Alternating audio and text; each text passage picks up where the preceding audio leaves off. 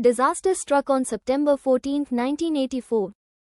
On that day, at 8:48 a.m. local time in the morning, stressed major earthquake building up on a buried strike-slip fault line was released, triggering significant horizontal ground motion that then also caused a second fault line to slip. A magnitude 6.8 earthquake had just been generated, and due to its absurdly shallow epicenter of a mere 2 kilometers or 1.2 miles below the surface, it created absurdly intense ground shaking and significant damage in regional structures. This shaking caused the ground in some areas to temporarily accelerate to 70% the force of gravity, translating to 6.87 meters or 22.54 feet per second. Since it had rained 6 of the last 7 days on the surrounding hills and mountains, this was a recipe for disaster as the ground was already saturated with water and thus heavier than it would otherwise be during the 40 seconds of intense shaking. As a result, the ground began to move in dozens of locations simultaneously, commencing multiple large landslides. As multiple distant rumbles became audible, an even louder one began on the southern flank of the active Mount Ontaque volcano, which had last erupted a mere 5 years prior.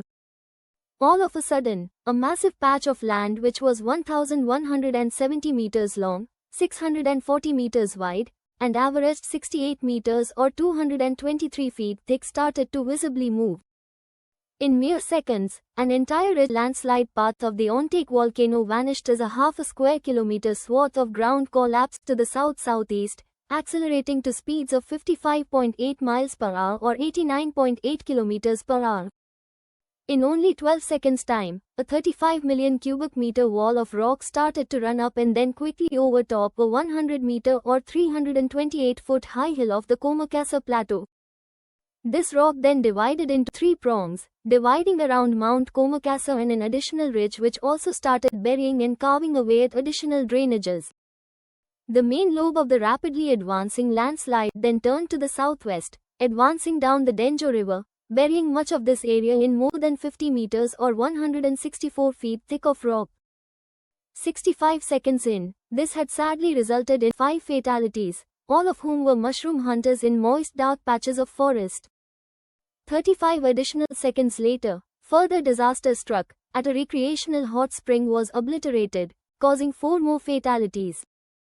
The landslide then ran up and jumped over another ridge, merging with water and mud in the Nigri River, increasing the volume of the debris avalanche to 56 million cubic meters.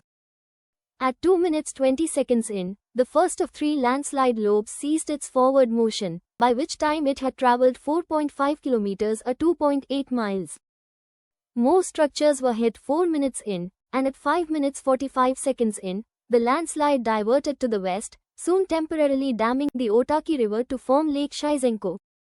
The remains of submerged trees can still be seen today. Landslide formed lake sticking out of this lake. The second lobe of the landslide ceased its forward motion at 6 minutes 32 seconds in, by which time it had traveled 10.3 kilometers or 6.4 miles. A lobe of the landslide advancing down the Otaki River briefly diverted to the south, but within 18 seconds the landslide